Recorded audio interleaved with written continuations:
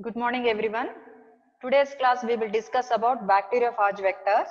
In the previous class, we discussed about the properties, different features, and the uses of plasmid vectors. Later, towards the end of the class, we also discussed about expression vectors. This class, let's discuss about bacteriophage vectors. As you all know, bacteriophages are the viruses that infect bacteria. These viruses can be used as cloning vectors.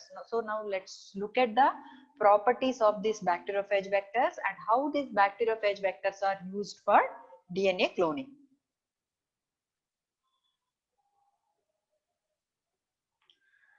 Bacteriophage is not new for you. As I mentioned, this is the virus that infects the bacteria like your E. coli, and it can be used as a cloning vector. The phage particles, when they inject their linear DNA into the bacterial cell, then that linear DNA gets ligated into a circle. How it gets ligated into a circle, little later we will look at the details. But when the virus injects its linear DNA into the cell, it gets ligated into the circle, and after it gets inside the cell, it may either replicate to form many virus particles, and when many virus particles are formed, they are released from the cell lysis and cell death. When cell lysis takes place for the release of virus particles, that will lead to cell death. And you all know that this type of life cycle of these phages are called lytic phase of life cycle. You all know bacteriophages undergo two different types of life cycles, lytic phase and lysogenic phase. In lytic phase, it replicates to produce many number of virus particles. Then these virus particles are released from the cell by lysis, and that will lead to the cell death. Or otherwise, the DNA which is injected into the host cell, that gets integrated into the host genome by a process called site-specific recombination. It may remain for longer periods of time. This type of life cycle of bacteriophages or viruses are called lysogenic phase. I'm sure you're all aware of lytic and lysogenic life cycles of viruses. Now let's look at the we are going to look at the example of the bacteriophage, phage lambda. If you look at the genome of this organism, this virus is DNA containing virus, and that is encapsulated by the protein coat. So basically this lambda phage is the bacteriophage that contains DNA as its genetic material, and inside the virus, the DNA is linear in nature. At the ends, you have got two cos sites. These cos sites are cohesive sites, or these cos sites are the ones that produce cohesive ends because of cleavage at a specific site. And these cos sites are the ones that allow the circularization of the DNA once it gets inside the host cell. In the beginning, I told that once the virus injects its linear DNA into the host cell, it gets circularized. How does it get circularized? Because of the joining of these cos ends of the linear DNA, it gets circularized. If you look at these cos sites, they're very much similar to large restriction sites, but the only difference is that they are asymmetric in nature. So cos sites are present at the end, and the genome size is about 48.5 kb, and it has got long arm and short right arm. This long arm, left arm and right arm, they are the regions where the genes required for the lytic phase of virus are present. And in the center region, you can also see the non-essential region. What is this non-essential region? It is not required for the, it is not essential for the lytic phase of the virus. So this is the point which is used for our advantage during the process of DNA cloning. In this region of non-essential portion, you can incorporate any foreign DNA or the target DNA, but of course size limitations are there. For about 20 to 23 kb fragment size foreign DNA can be incorporated by replacing this non-essential DNA. Since we are replacing the non-essential DNA and incorporating your DNA of interest, the vectors developed by using this phage lambda genome are called lambda replacement vectors. So here it is shown the cos ends sequence. Two cos ends are present at the ends of the lambda genome. This is how the sequence and the length of these cos ends are about 12 base pairs. As I told you, they produce the cohesive ends when they undergo cleavage at a specific site. So this is how the cohesive ends are, or sticky ends are produced. Because these sticky ends are produced, it would be able to circulate to form the circular DNA. Once the sticky ends are produced, as I told you, it undergoes ligation to form the circularized DNA. So during the cleavage, during the package, the cleavage takes place, and during the ligate, after infection, when it gets inside the cell, the ligation takes place. The length is 12 base pairs in length. They are asymmetric in nature. Otherwise, they are similar to the large restriction sites of the large restriction sites that are recognized by restriction endonucleases. The same information is mentioned here. At the ends, you will see the cohesive ends or cos ends consist of 12 base pairs. These are asymmetric, equivalent to large restriction sites. The cos sites allow the DNA to be circularized in the cell, and as I have shown in the picture, the central region is dispensable for lytic infection, and it can be replaced by unrelated DNA sequence, but there is size limitation. Fragments around 20 kb or maximum 23 kb can be cloned into lambda phage DNA. And if you look at the size of the fragment that can be incorporated in this lambda vectors or lambda phage vector, the size is more than the size that can be incorporated into plasmid vector. That's the reason why people started looking for higher version of the cloning vectors. Excuse me, I told you to mute your mics. Some noise is disturbing the class. All of you, please check your mics and mute. If once again I am disturbed in the class, I am just going to log out. I'm sorry to say this.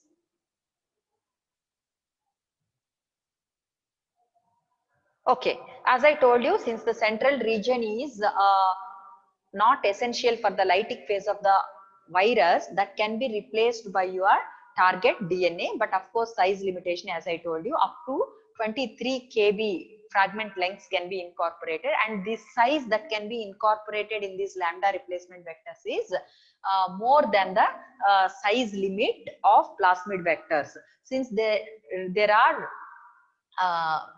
there is possibility only for very short fragments that can be cloned using this plasmid vectors, people started looking for the higher classes of vectors which are capable of accommodating the longer fragments of DNA. That's how, though plasmid vectors are available as a next level of vectors, these lambda replacement vectors or bacteriophage vectors had been developed. They are able to accommodate up to 23 kb fragment lengths of the DNA.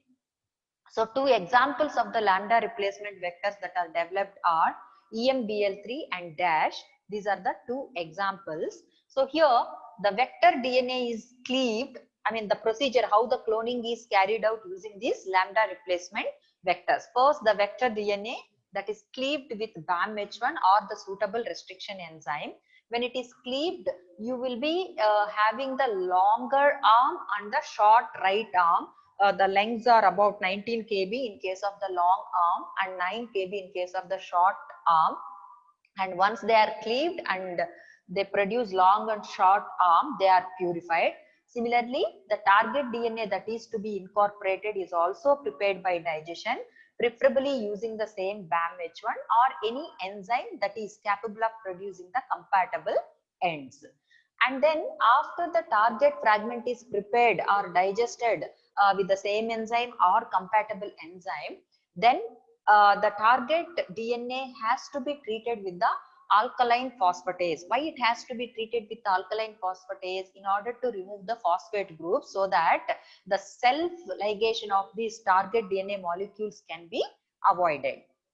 Then later you allow the ligation reaction to take place in the presence of lambda arms, including both long and short arms, and also the target fragments that are treated with alkaline phosphatase. And when you allow this ligation reaction to take place, you have to make sure about the high concentration of these fragments in order to produce long linear products. Of course, the ligation reaction will be carried out in the presence of DNA ligase enzyme. Look at the schematic diagram here, how these lambda phage vectors are used in DNA cloning. As I told you, first you have to digest the phage lambda DNA with BAM-H1, then it produces left arm, right arm, and purify these lambda arms, the DNA of lambda arms, and then prepare the target DNA also with the similar enzyme that produces the compatible ends. Then you are going to treat this target enzyme with target fragment with alkaline phosphatase to remove the phosphate groups. So the self ligation of these target fragments is avoided. So now we have left arm of lambda DNA, right arm of lambda DNA, and also the prepared target DNA, which is supposed to be incorporated while producing your recombinant DNA molecule. So as I mentioned, DNA ligation reaction is allowed here in the presence of the enzyme DNA ligase. As always, in addition to our product of interest, the other side reaction products are also formed. There is possibility that left arm and right arm will be ligated without the incorporation of your target DNA. And left arm, right arm target DNA may be incorporated, and several sized fragments are here in target DNA mixture. Here insert A is incorporated, here insert B is incorporated. So these are all the possible ligation products that will be formed. So when you allow the ligation reaction to take place in the presence of ligase, one product that could be formed is just the ligation of left arm of lambda DNA and right arm of lambda DNA without the incorporation of the target DNA. So that product which is formed will be too small to be packaged. That will be too small to be packaged into virus particle. Another product, possible product that will be formed is left arm, insert A, and right arm. That is our product of interest, left arm, right arm, and the insert. Another one, left arm, right arm, and insert B. That also is the recombinant product produced. And these products which are formed with the incorporation of the target DNA, they are optimum sized to be packaged into virus particle. So once these recombinant molecules are produced, the ones which are formed without the incorporation of target DNA will be too small to be packaged, as I told you. And suppose instead of one insert, two inserts are incorporated. Insert A and insert B are incorporated after the right arm is ligated. In that case, it will become too large to be packaged into virus particle.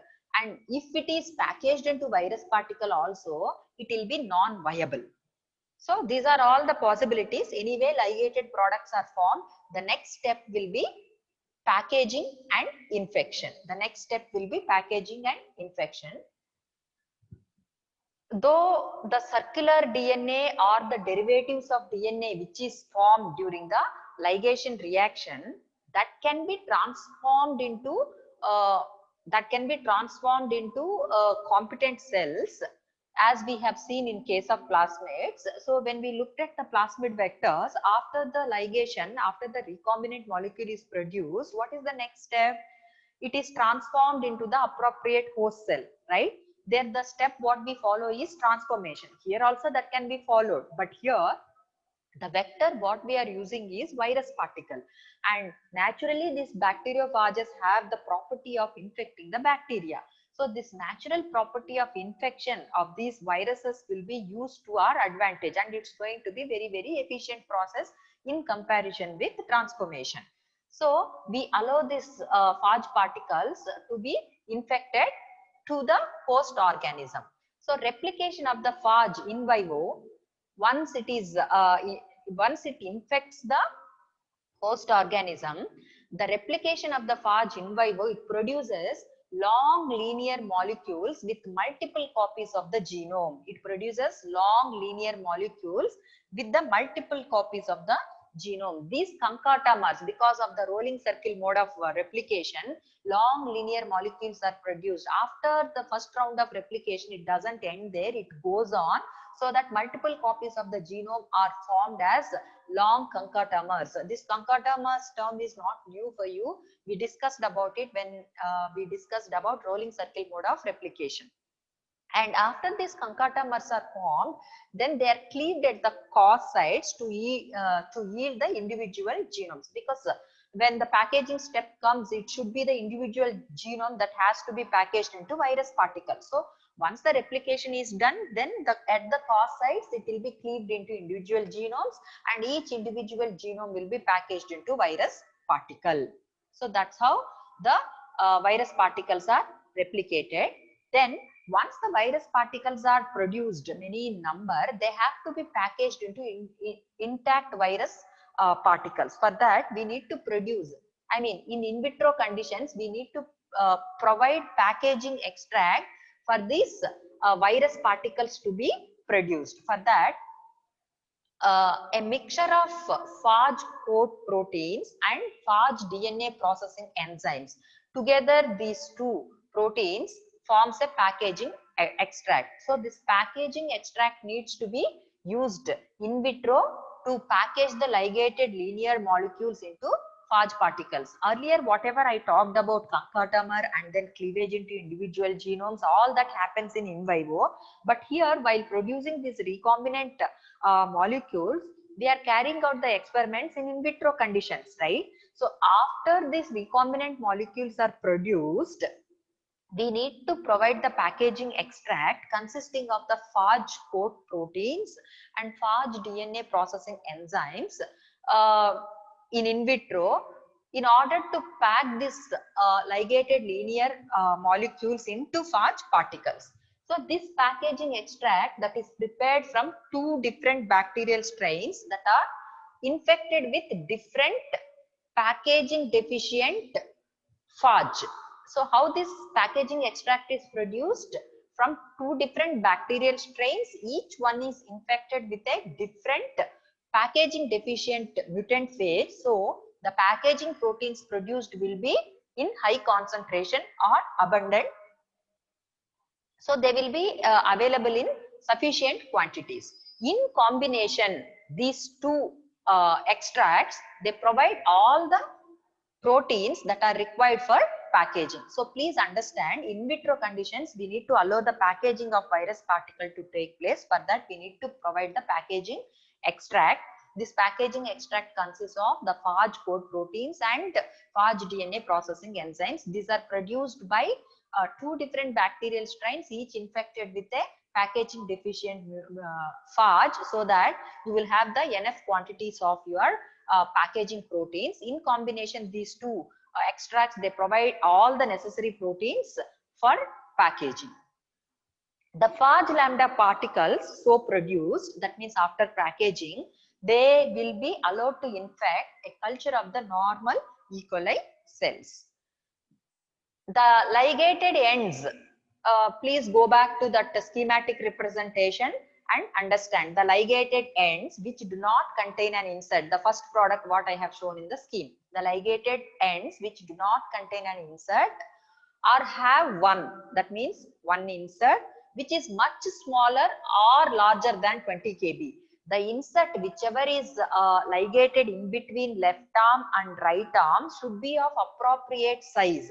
If it is too much smaller or larger than 20 kb, then also it will become too large to be packaged. The ones ligated ends with no insert will be too small to be packaged, and the ligated ends with much smaller or much larger than 20 kb fragment are will be too larger to be packaged. That means only the ligated ends with the appropriate size of target fragment that are ligated only will be appropriate size DNA molecules to be packaged into virus particles. Whereas the recombinants, which are formed with 2 left or 2 right arms, that means without the incorporation of the target DNA, are also not viable to be packaged. So all those different unwanted products formed during the ligation reaction will be ruled out here. Only the appropriate sized recombinant molecules will be packaged into virus particles. This infection process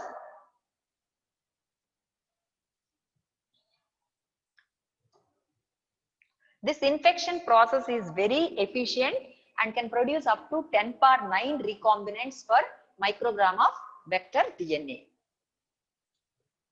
Next, after this infection, what is happening? The infected cells from the packaging reaction, they are spread on a agar plate that has been pre-spread with high concentration of uninfected cells. Please follow.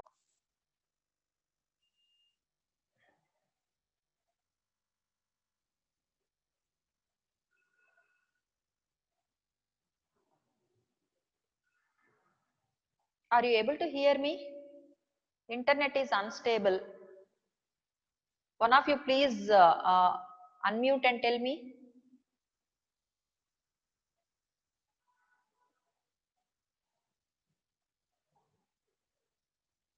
Can you hear?